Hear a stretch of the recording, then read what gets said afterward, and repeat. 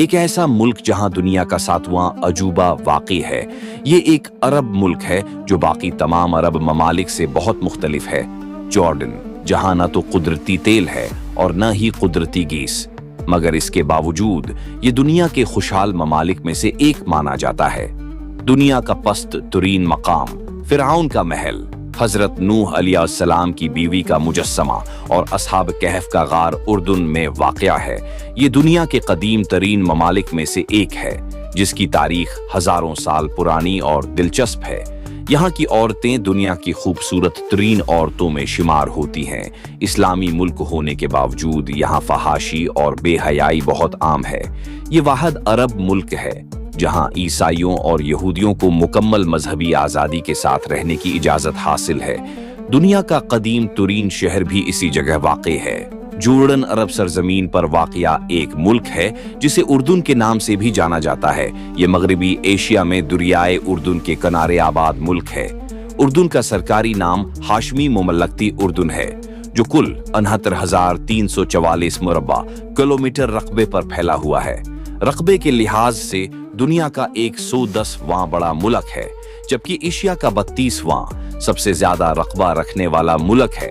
اس ملک کی سرحدیں شمال مشرق میں عراق، شمال میں شام، مشرق میں سعودی عرب اور مغرب میں اسرائیل اور فلسطین کے ساتھ لگتی ہیں۔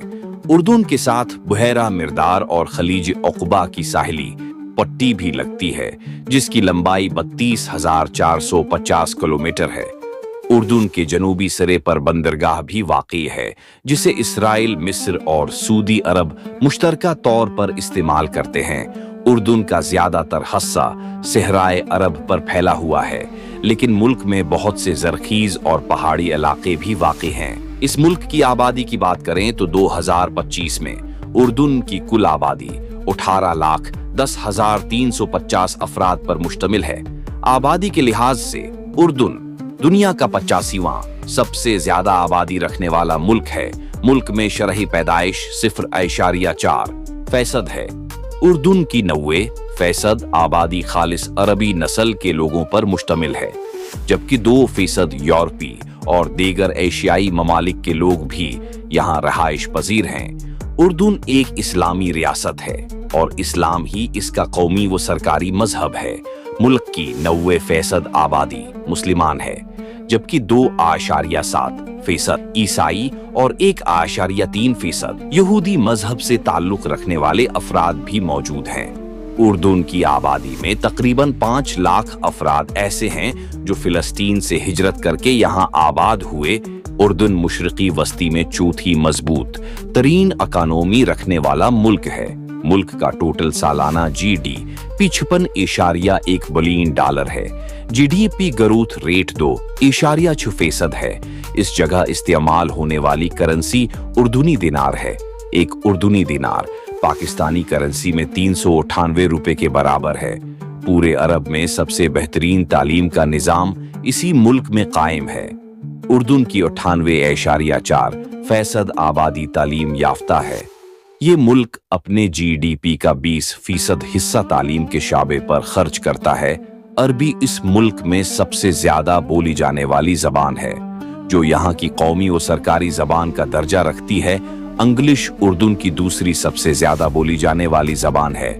آپ کو جان کر حیرانی ہوگی کہ اسلامی دنیا میں ریسرچرز کی تعداد کے حوالے سے یہ دنیا کا سب سے بڑا ملک ہے۔ اس جگہ ہر 10 لاکھ لوگوں میں سے 2,350 افراد سائنسی ریسرچر ہیں۔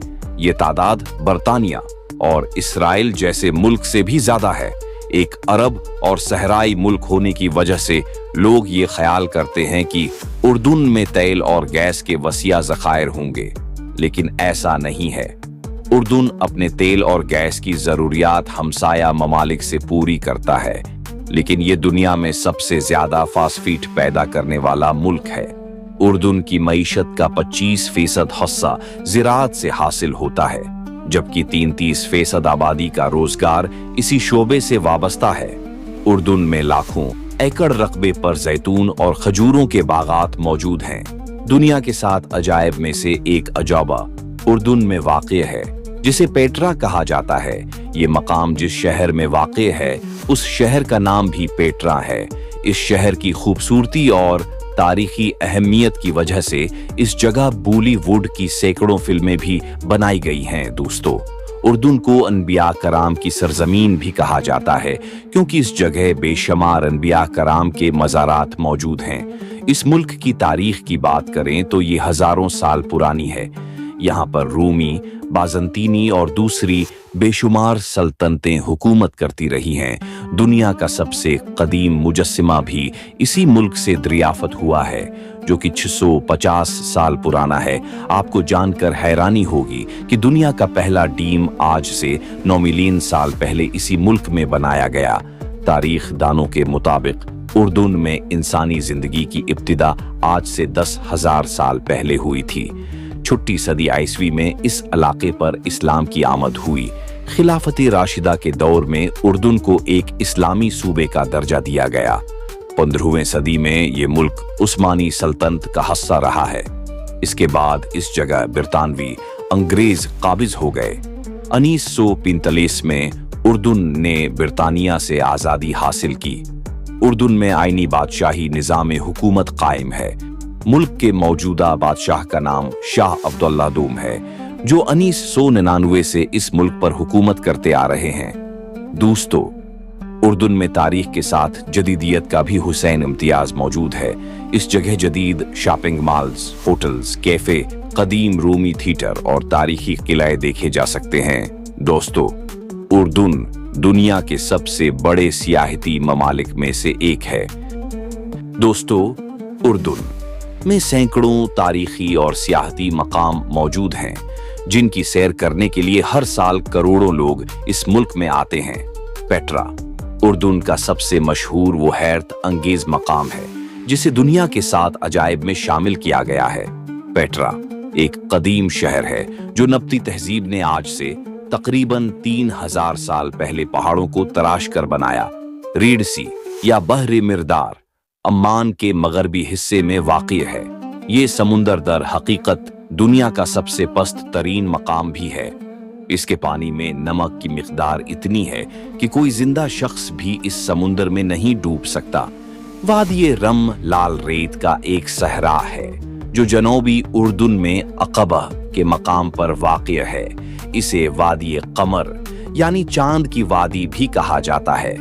यहाँ लाल रंग की रेत और सुनहरी चट्टानें अजीब और गरीब शक्लों में तराशी हुई दिखाई देती हैं। ये मकाम कई बॉलीवुड फिल्मों में भी दिखाया गया है। फुटबॉल उर्दून का कौमी और सरकारी खेल है, जो इस मुल्क में सबसे ज्यादा खेला जाता है। मुल्क में खवातीन की भी फुटबॉल टीम मौजूद है। फुटबॉल के अलावा बास्केटबॉल, ऊंटों और घोड़ों की रेस उर्दून के मकबूल तरीन और रवाजी खेल है।